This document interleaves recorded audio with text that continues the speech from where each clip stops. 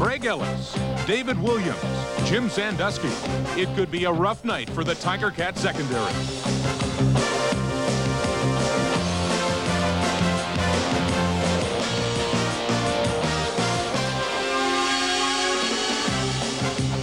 Also ahead on the CFL Report, television sportscasters, homeboy style.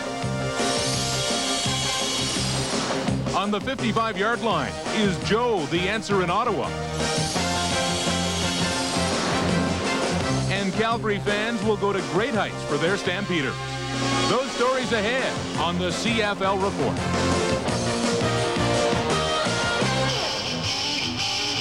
It rained earlier today and even hailed at Iverwood Stadium, but so far it looks like a nice night. And we'll get things going with the CFL Report from Hamilton. The weather right now, not bad in Southern Ontario, 17 degrees. It's windy, and the new artificial surface here in Hamilton is wet, but it is draining in a hurry. Good evening, everyone, and welcome to the CFL Report from Hamilton. I'm Gord Miller. The Eskimo trio of David Williams, Craig Ellis, and Jim Sandusky doesn't have a catchy nickname yet, but boy, does it provide a triple threat. Last year, Edmonton slotback Craig Ellis was without a doubt the Eskimos' #1 receiver. Ellis caught 106 passes for over 1,600 yards, almost twice as much as the next best Eskimo. This year, however, Ellis has some competition. There's David Williams, the CFL's most outstanding player in 1988. And Jim Sandusky, a crafty wide receiver who 3 times in his career has topped the 1,000-yard mark for receptions in a season. After 4 games, Ellis is still the team leader in receptions, but Williams and Sandusky are right behind him.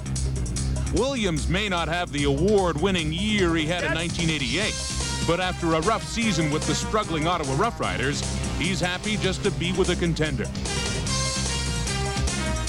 Jim Sandusky is happy just to be playing. He spent the past 2 seasons on the Seattle Seahawks injured reserve list. And of course, quarterback Tracy Ham is very happy. Last year, the Eskimos' passing offense averaged 280 yards a game. This year, it's up to 313 yards per game. That's an increase of almost 12%. So everyone wins, right?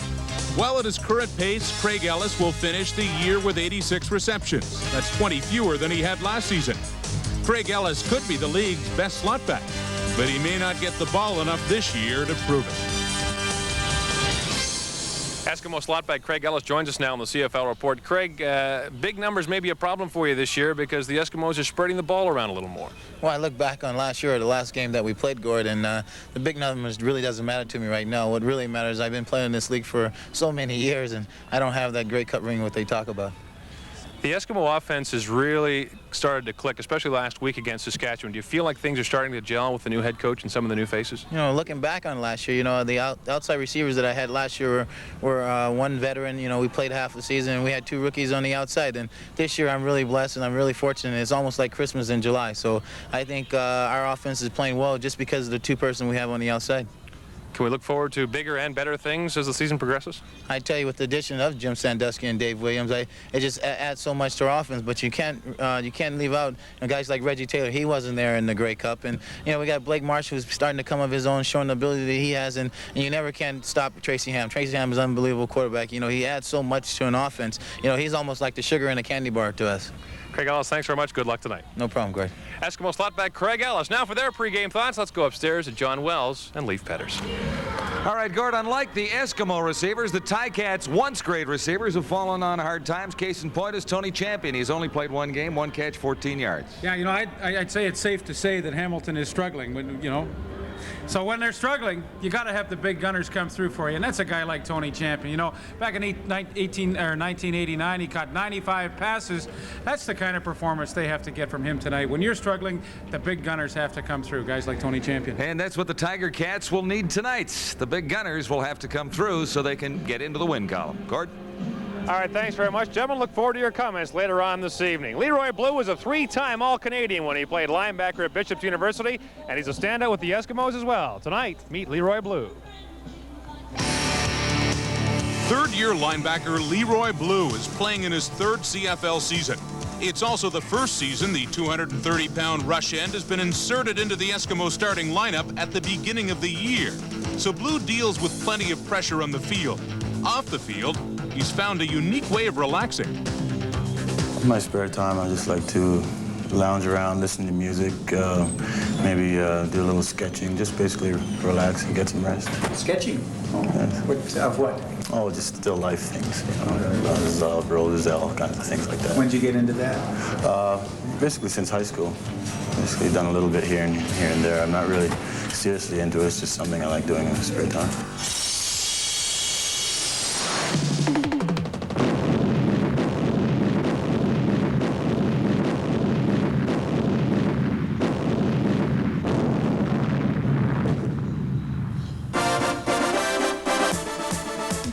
Our hits from Week 4 start in Edmonton. Henry Gizmo Williams fields Mike Lezecki's punt and is greeted rather abruptly by Rough Rider linebacker David Albright. Albright with a textbook hit. Breezing by the Eskimo blockers to stop the Gizmo as soon as he heads upfield. Next on the hit parade, Sonny Gordon nails Craig Ellis. Gordon times it perfectly, preventing Ellis from making the catch. But here's the hit of the week. Derek McCready on Ricky Foggy. It brings the BC fans out of their seats. McCready lines up Foggy, and just after the Argo QB releases the ball, McCready knocks him flying with the TSN hit of the week. On paper, tonight's game should be a mismatch. The Edmonton offense this season has been explosive, while Hamilton's has struggled. Edmonton has averaged 238 yards rushing per game, compared to Hamilton's 86. And in the total yards, the Eskimos average almost twice as much as the Tiger Cats per game. Kickoff is just under a half hour away at Ivory Stadium. It'll be the Eskimos and the Ticats coming up. But when we come back on the CFL Report, get your chin straps buckled up. It's time for the Homeboys. They're back when we come back.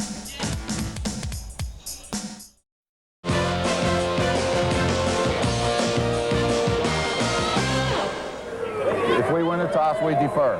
If they win, we want the ball. I said, if we win and they take the ball, I said, choose an end. You guys know the field better than I do. Okay, play well, Rod.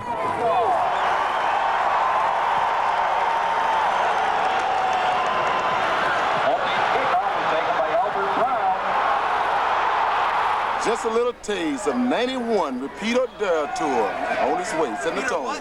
Repeat or Dare, stupid. Repeat or Dare Tour 91. Set the tone, baby. Word to the mother.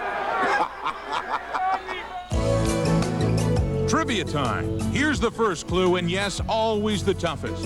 In 1979, TSN's Lee Pedersen was the Shenley runner-up for the league's most outstanding Canadian. Who won the award that season? I can't believe anybody beat our lead. Well, they're the Homeboys, Dorian Major and Mike Clemens. They're outspoken. They're outrageous. And this week, they're gunning for my job.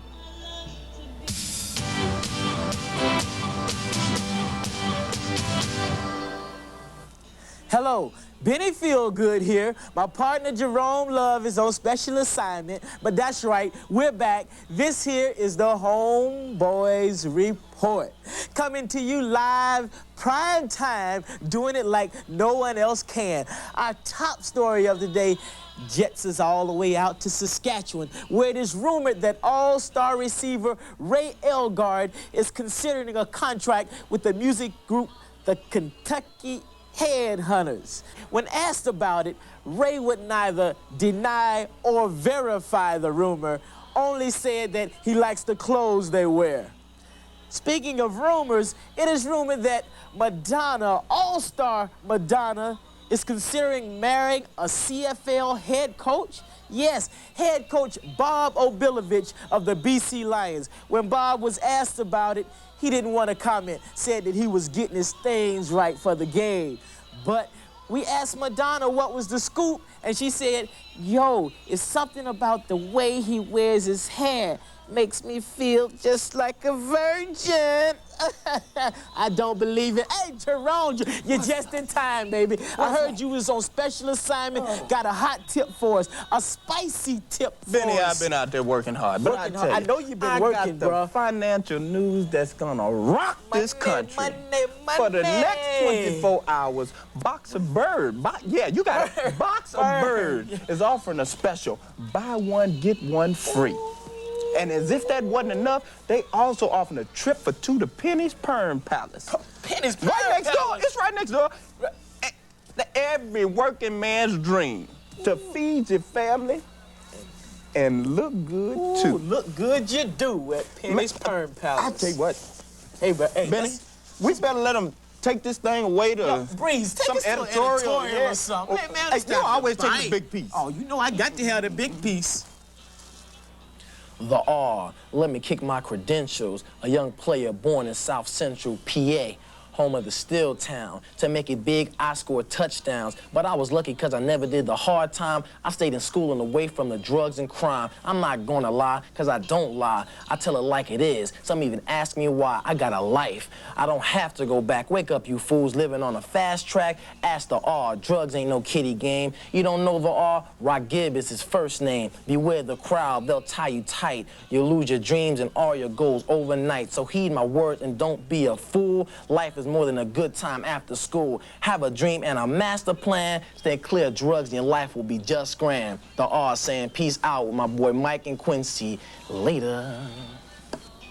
The views of this here editorial Pretty much reflect how we feel. Because Ahmad Rashad can't do it. Mark Jones can't do it. Brent Musburger can't do it. They all perpetrators. Only the homeboys can pump you up and give you the news that you can use. So until next time, smell you later. Take, Mom. Take us away, Breeze. Take us away.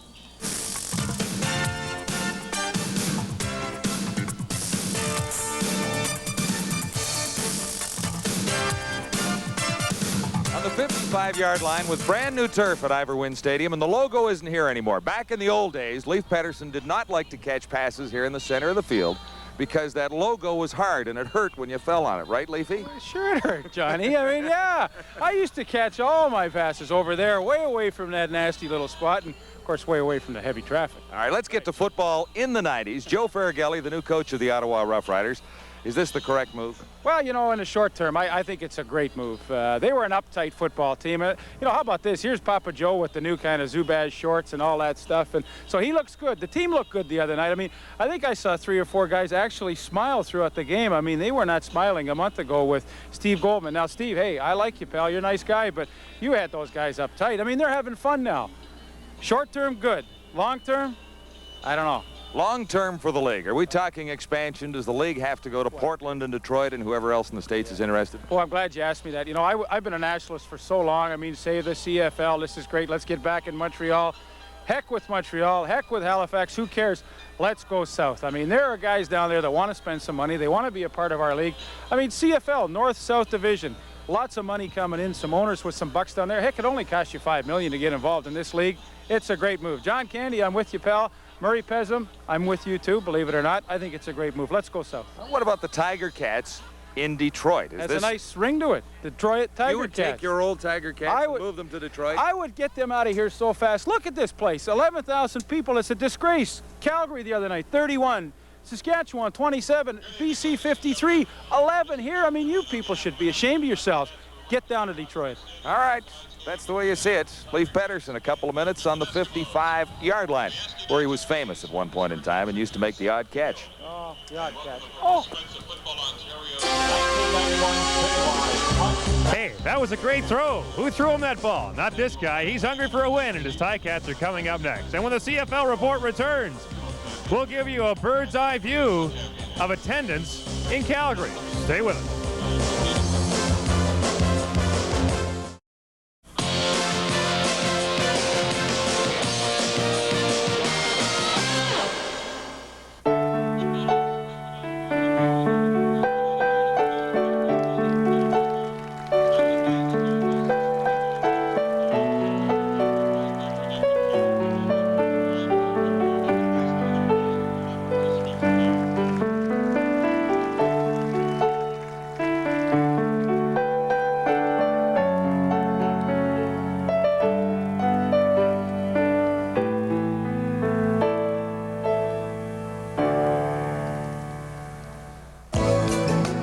second clue, a little easier. This player was a CFL All-Star for 5 straight seasons from 1977 to 1981 and was named the league's top defensive player in 1978. Joe Faragelli's whirlwind tour of the CFL continues. His 4th stop as a head coach is in the nation's capital. And in Ottawa, a change may make the Riders as good as the rest around the league.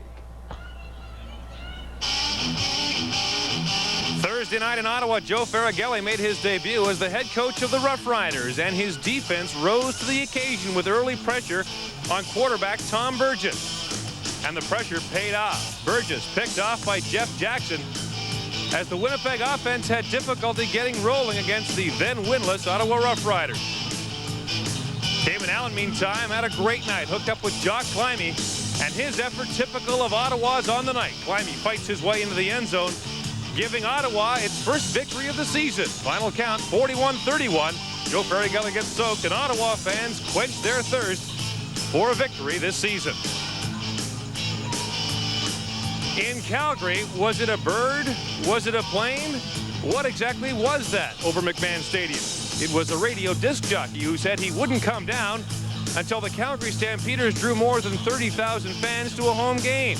There were some who said he would stay up there until November. But they were surprised. Doug Flutie and the BC Lions were in town, and Calgary fans turned out in droves. 31,000 strong, and they saw a very entertaining football game. It came down to the final second. The game was tied in regulation. Mark McLaughlin had a chance to win it, but his 52-yard field goal attempt drifted just wide. And so it was on to overtime. BC opened the scoring in the extra frame with a field goal, but Calgary struck back. Andy McVeigh went in from 14 yards out with what proved to be the winning point. The BC Lions have been to overtime 3 times this year. They had won the previous 2 extra period games, but not even Doug Flutie's magic was enough to save the Lions on this night. Flutie was at his acrobatic best, but when it was over, the count read 34-30 in favor of the Calgary Stampeders. It's mentally draining. You looked around at the faces during overtime, and we were there and we were busting our tail, but the enthusiasm and some of the excitement had dwindled. It's our 3rd overtime ball game. I'm happy for the whole team, the whole organization, for the city of Calgary. They came out tonight. They were challenged to come out and support us, and they did, and it's a good feeling to come away with a victory.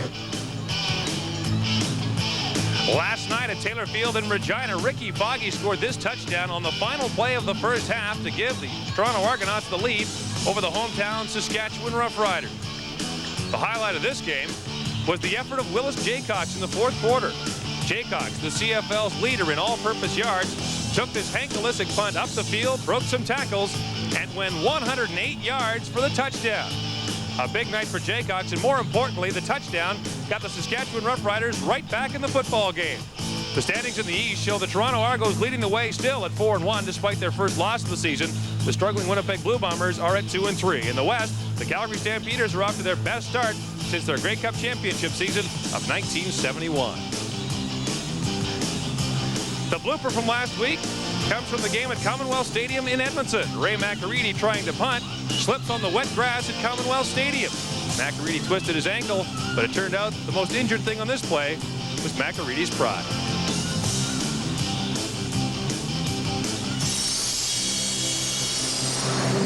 So colorful Joe Faragelli has replaced introverted Steve Goldman in Ottawa. But will this move help the Riders? We asked the Ottawa fans what they thought. He had his chance last season. He was given the players this season. It's time for a change. Steve Goldman was doing a very good job, and he should have stayed on there. And Faragelli, well, I don't know. It was a bad move to get rid of him. It seems to me him coming from Edmonton, they've had good luck out in Edmonton. They've won a lot of Grey Cups, and Ottawa's in a slump right now. And I think maybe the change, I think it's worth giving it a try. Joe Faragelli is more of a player's coach. I think Goldman was more of a technician, maybe a football mind, rather than not as much as a motivator as Faragelli is. Maybe he's the answer. Maybe they need somebody like him to, get them in gear. All right, right, it's time now to open the mail, and this week's letter comes from Edmonton, Alberta. It reads, Dear Leaf, if you could start a team with one player other than a quarterback, Leaf, which CFL player would you select? I would like Blake Marshall, but my brother would take Tyrone Jones. From Jake and Jason Goodwin in Edmonton, Alberta. And I thought you already selected Ty Jones at one point this season. Well, you know, earlier in the year I said, you know, if I could start a team tomorrow, I'd take Tyrone Jones. But you know what? Tyrone's injured. He's not playing. So you get another choice. I'm not going to take him now. You know what? I've had a few weeks to think this one over. So, fellas, I think what I would do, now look, we got to score some points to win. I mean, defense is great, but if it's 0-0, nobody's happy. So I got to pick an offensive guy, and I think my choice is my pal Benny Feelgood from the Homeboys. Mike Clements, yeah, you know what? Like, we won't have any problems. He can return punts, kickoffs, catch the ball, play running back, so he can do it all. Pinball, if I was starting a team tomorrow, other than a quarterback, you'd be the first guy I'd take. Well, you know, the other thing about that is this guy sells tickets. This guy is an exciting ball player. See, now you're a business guy. You know that. Well, so he's a good marketing tool for me, too. And if we don't make money, we don't have a team. So Pinball will do it all for me. He's like all everything. All right, come up with your $5 million, old pal, and you can buy one of the new franchises. Any thoughts or questions, drop us a line. Care of Lee Pedersen, 1155 Leslie Street, Don Mills, Ontario, M3C2J6. We'll be back to Ivory Stadium in the CFL Report in just a moment on TSN.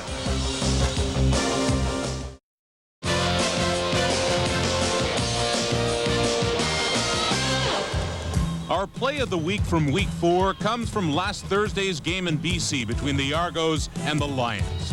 In overtime, Ray Etheridge takes Lance Chomix's kickoff 94 yards for the touchdown. It put the Lions ahead 45-41, and they went on to hand the Argos their first loss of the season. Ray Etheridge with an electrifying run, the TSN play of the week. Our final clue. He wore sweater number 65 with the Edmonton Eskimos from 1974 to 1983. He was one of the greatest defensive tackles to ever play in the CFL. His nickname was Dr. Death. The answer is Dave Fennell. 6'4", 240 pounds. Quick, tough. 10 seasons terrorizing CFL quarterbacks. 5-time CFL All-Star. And the Shenley winner for the top defensive player in 1978. Dave Fennell was Dr. Death. I grew up watching Eskimo football. We started, like many youngsters, going to the Knothole gang. And it's always a young boy's fantasy to be able to go out in the field and play. I was very fortunate in that I had the opportunity to do that, and I was doubly blessed in that we were able to have some success while we were doing that. The success came in the form of 6 Grey Cups, including the 1978 Grey Cup, when Fennell was named Player of the Game in the Eskimos' win over the Montreal Alouettes. Football was a very enjoyable thing. It gave me the opportunity to do many things that I would have not otherwise had the opportunity to do. And I'm very glad that I participated in it as long as I did and enjoyed every minute of it. During his playing days, football and the Edmonton Eskimos were #1. But those days would someday end, and Fennell wanted to be ready for what would lie ahead. He studied at the University of Alberta while with the Eskimos and graduated from law school in 1979. 5 years ago, he became the president and CEO of Golden Star Resources, a Canadian mineral exploration company. Primarily, we're looking for precious minerals, primarily gold and diamonds. We've looked in many countries. The country in which we've had the most success is one in South America called Guyana. At this point in time, we have 2 projects which are developing, one of which is going to end up being South America's largest gold mine. Fennell has 300 employees and is on the road more than 200 days a year. It has an element of romanticism and escapism and all of those wonderful things. And it is an entirely different life than the one we were previously used to in North America. Dr. Death, Dave Fennell, a CFL great who is still living in the golden years. Hey, look who the Cats dragged in. Matt Dunnigan and the company are here to see the Eskimos play the Ticats. The game is coming up next. Local blackouts are in effect, so check your local listings and enjoy the game.